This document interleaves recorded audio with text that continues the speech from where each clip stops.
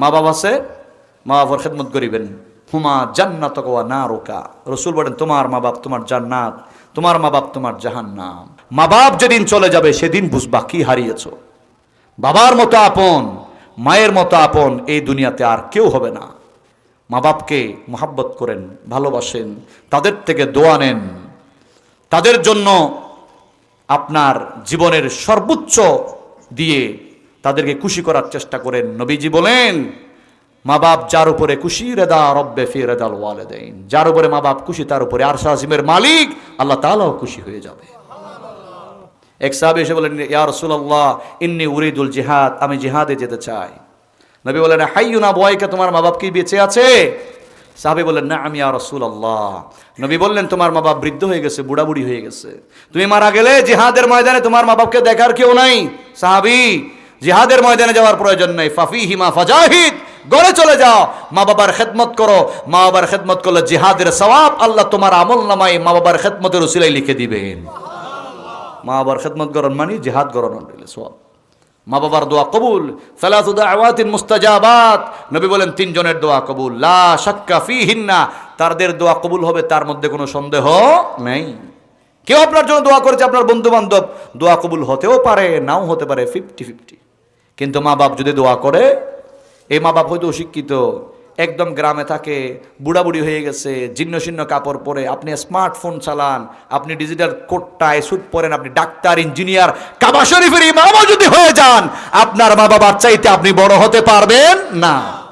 মা বাপ দোয়া করার জন্য আপনার রাঙ্গামাটি থেকে লংগদু লম্বা দোয়া করতে হবে না, শুধু মায় হবদে ওফুত ফিয়া মানিল্লাহ, বাফতুন দোয়া লেবেন, বাফে মুকুতুম বাইরে করবে দেখি ফি আমানিল্লাহ, এই একখান দোয়া, এই ছোট্ট দোয়া নিয়ে আপনি বের হয়েছেন, পুরা দুনিয়া ঘুরে নিরাপদে আল্লাহর হেফাজতকারী ফেরেশতারা আপনাকে আবার মায়ের কোলে ফিরাইয়া দিবেন।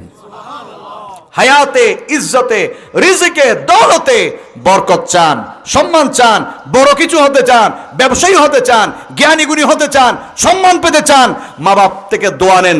মা বাবার দোয়া করার সঙ্গে সঙ্গে কবুল হয়ে যায়। নবীজি বলছেন সালাতু দাওয়াতিন মুস্তাজাবাত লা শাক্কা ফিহিন্না, দাওয়াতুল মুসাফির, মুসাফিরের দোয়া কবুল, ওয়া দাওয়াতুল মাজলুম, অসহায় ব্যক্তি মজলুমের দোয়া কবুল, ওয়া দাওয়াতুল ওয়ালিদি আলা আওলাদিহি, মা বাপ যদি সন্তানের জন্য দোয়া করে, দোয়া করতে দেরি, বন্দুকের গুলি মিস হতে পারে, মা বাবার দোয়া মিস হয় না। মা বাবা যা বলে আল্লাহর কুদরতে কলম দিয়ে তা লিখে দেয়। সুবহানাল্লাহ। মা বাপ থেকে দোয়া নেবেন, মরে যাওয়ার পরে আফসোস না করছেন, মা বললে বেয়াদবি না করবেন। ফালা তাকুল্লাহুমা উফিন, আল্লাহ তাআলা বলছেন মা বাবার আচরণে বিরক্ত হইও না। বিয়ে শাদী করছে মা বাপ বুড়ে গিয়ে, মা বাবা গেডের ফেডের ঘরের বহুত ফাঁসে, তুই দূরি না মরে যাস না, কি লেলে করো তুই জ্বালাই আত্মাই না বাড়ির বউ ফলে মেকে যাই গুই, এলে বহুত ফা ঘর ফেলায় মা বাপ ফেলে গিয়ে গুই শহর থাকে, মা হডে খবর নাই, অসুস্থ সাইতুন মাইয়ের হয়তো আম্মাল্লাহ আল্লাহ এলে ইয়া নাই, হয়তো সবসময় খুঁজে বাজি ঘরে বাজি বানানো লাই দূরে কিনে মরক বুড়ি মরলে আর কোনো সমস্যা নাই, বাঁচিলেও হনার হন লাভ নেই। নাউজুবিল্লাহ হন না।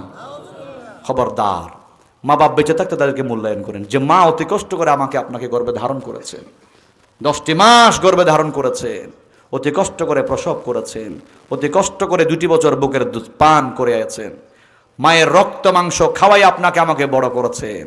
আল্লাহ তাআলা বলছেন হামালাতহু উম্মুহু কুরহা ওয়া ওয়াদাআতহু কুরহা, মানে তোমার মা তোমাকে অতি কষ্ট করে গর্ভে ধারণ করেছে, অতি কষ্ট করে মা তোমাকে প্রসব করেছে, 2টি বছর মা তোমাকে বুকের দুধ পান করিয়েছে। খবরদার, ওয়ালা তানহারহুমা, মা বাপকে ধমক দিয়ে কথা বলিও না। এই বাবা আমাকে আপনাকে ওষুধ খরচ দিয়েছে, কাপড় চোপড় কিনে দিয়েছে, ঈদের দিনে নিজের জামা না কিনে আগে ছেলের জন্য কিনেছেন, সবচেয়ে ভালো জিনিসটা বাবা ছেলের জন্য পছন্দ করেছেন। সেদিন বুঝবেন, যেদিন বাপকে কাঁধে করে কবরে দাফন করে আসবেন, সেদিন বুঝবেন আপনার জীবনের সবচেয়ে বড় একটা বটগাছ আপনি হারিয়ে ফেলেছেন, মাথার উপর থেকে আপনার ছায়াটা চলে গেছে।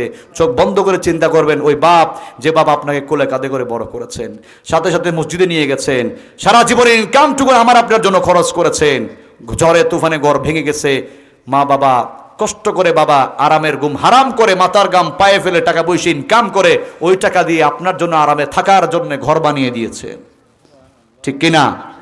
দুই বেলা দুই গামলা ভরে ভরে খাচ্ছেন, 10, 12, 20 বছর পর্যন্ত ছেলে বলে আমার মা বাবা আমারে কি দিছে, বেটা বাবার হোটেলে কোনো টাকা দিতে হয় না। বাবা কখনো বলে না খাইছস বেটা টাকা দিবি, কখনো বলে না। খাইতে বসছে বাবা, ঘরের মধ্যে গোস্ত আছে 2 টুকরা, ছেলে আছে 2 জন, মা বাবাও 2 জন, মিলে হলো কয়জন? 4 জন।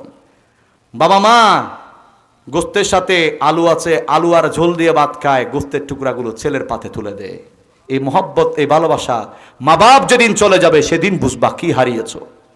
বাবার মতো আপন, মায়ের মতো আপন এই দুনিয়াতে আর কেউ হবে না।